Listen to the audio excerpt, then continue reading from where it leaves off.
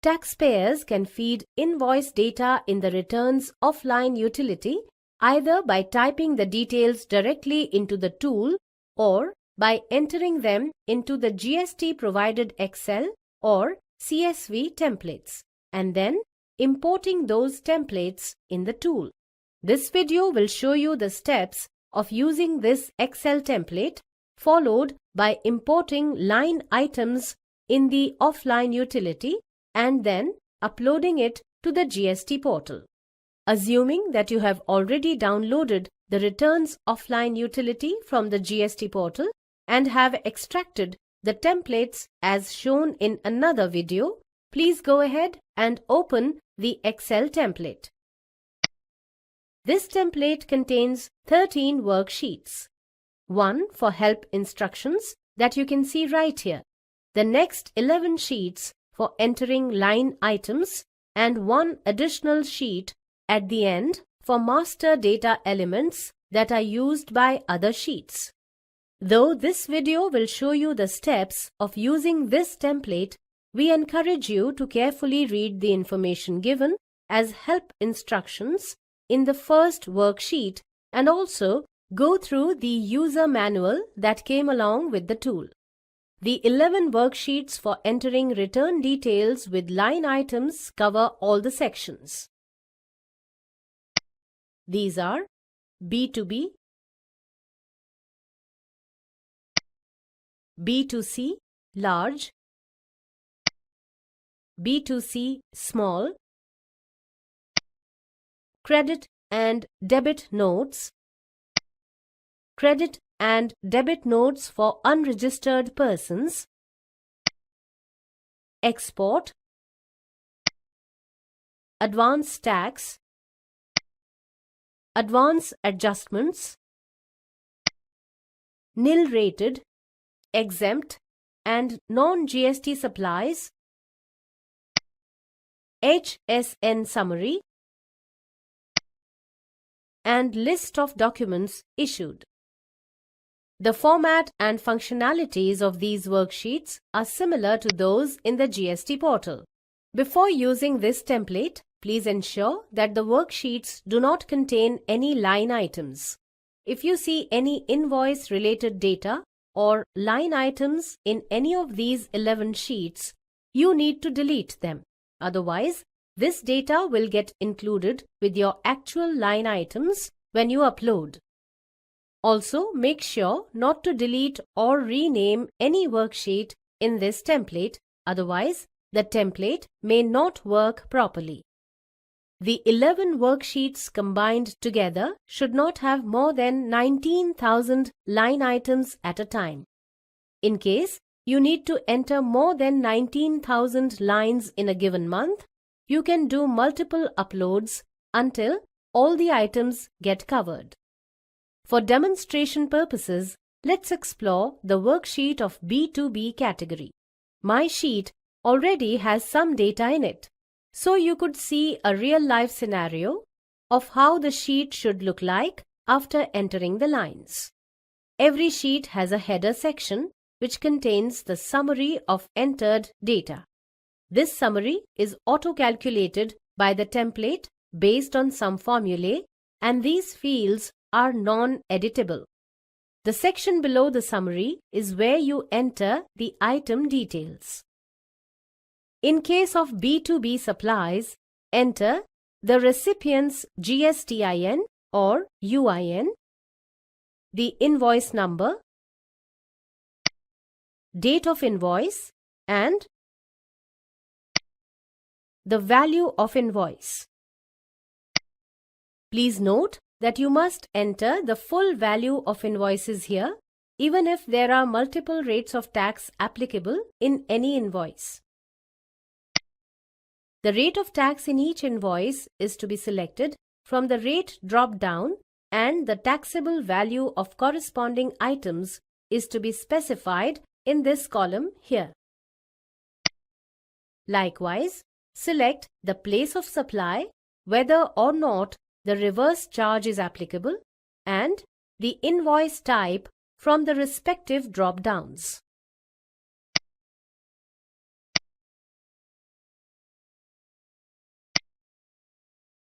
Next, if the supply was done through e-commerce, only then enter the GSTIN of the e-commerce portal. Finally, enter the cess amount if applicable. Similarly, you can enter the item details of other categories too. Please ensure that you do not leave stray entries or figures in the cells unintentionally. It is recommended that you store these Excel template files at a convenient location on your computer and name the files to indicate the corresponding tax period and GSTIN. For demonstration purposes, I have filled out my template with some B2B, B2C large and HSN lines, with nothing else in the remaining sheets. Let's go ahead and import this template in the offline utility now. Assuming the utility is already installed on your computer, launch the utility by double-clicking its icon on your desktop. Click the New button. This will take you to a screen for capturing some preliminary information before moving to the Upload section. From the GST Statement or Returns drop-down list, select GSTR1.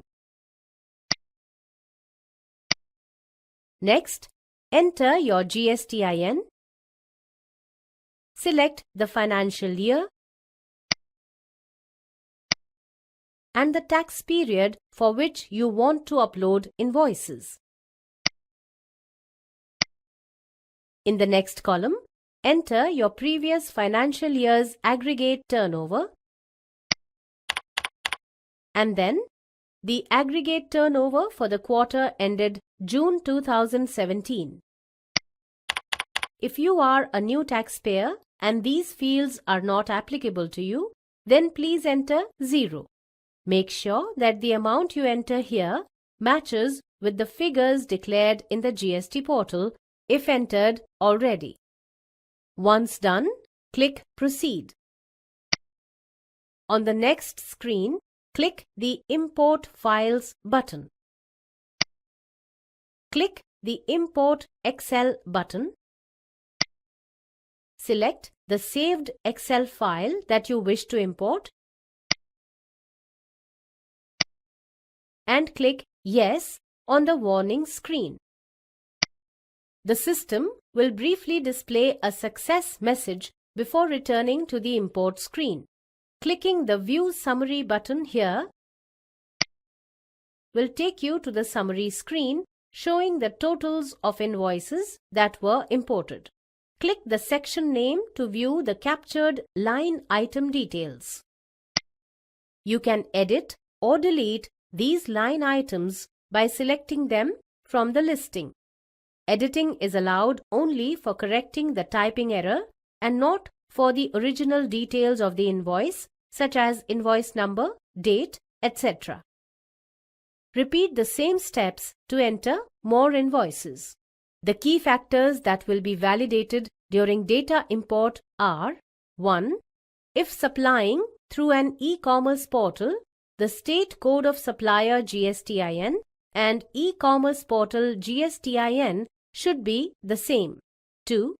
No two line items should be exactly the same to avoid duplication error. 3. Amount should only be up to 2 decimal places and negative values are not allowed. 4. Date format must be date, month, year. 5. The values such as GSTIN or UIN and invoice number should be entered for all line items even if multiple lines are entered for a single invoice. 6. The GSTIN of the receiver should be entered in the standard format. Names of the data sheets or worksheets should not be changed. Once the invoices are imported into the offline utility for this month, the next step is to upload this information to the GST portal through a JSON file which is created from the offline utility. Click the Generate File button to generate the JSON file and save it on your computer. This file carries a default name with a combination of GSTIN of the taxpayer, return form number, and the month for which it is generated. Please feel free to rename the file if required and ensure that the file size doesn't exceed 5 MB. Around 19,000 line items make 5 MB file. If the file size exceeds 5 MB, then you'll need to upload lesser number of invoices at a time and repeat the upload cycle to cover all invoices. Once done, log in to the GST portal and find your way to the returns dashboard. Select the financial year and return filing period as you did in the offline utility and click Search. The pending returns of the selected tax period will get displayed. From the outward supplies made by the taxpayer GSTR1 tile, select the Prepare Offline option. Then select the JSON file that you created and click Open. If the file is uploaded successfully, the system will display a message stating that your uploaded invoices are being processed along with a reference ID. Depending on the number of line items uploaded, there will be a gap of few minutes from the time you upload the invoice data on the portal before it appears under the relevant section on the returns dashboard. This happens as the GST system performs certain validations such as ensuring correctness and validity of the GSTINs of receivers and e-commerce suppliers, finding duplicate entries of invoice numbers for all returns filed by you in past months of the financial year for which you are filing the return. Checking for invoices which are dated prior to the date of registration of the taxpayer or after the GSTIN becomes inactive if applicable. Verifying the invoice dates to ensure that they were not issued after filing of September GSTR3 return or the annual return of the previous year, whichever is earlier. Checking the validity of port codes in case of exports. Matching of credit and debit notes against uploaded invoice details. Identifying the validity of HSN codes if declared. The status of uploaded details gets updated once the processing and validation completes. If all the entries were correct, you should be able to see the invoice details on applicable sections of GSTR1 dashboard. If the system detects errors in your data or if you face any challenges with resolving the errors, please refer to the Help Instructions sheet in the Excel template as well as the troubleshooting steps given in user manual that came along with the offline utility. Thank you.